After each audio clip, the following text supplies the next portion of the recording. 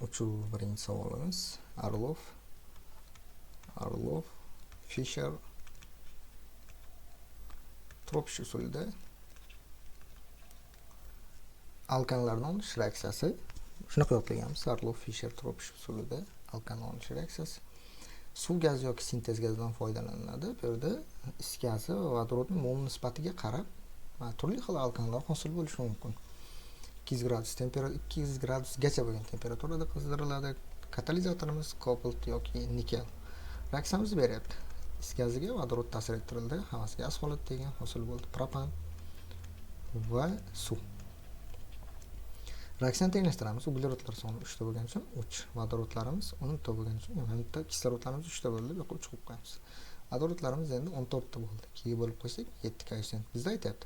Reagentlarni o'rtacha molyar massasini hisoblang. Tamam.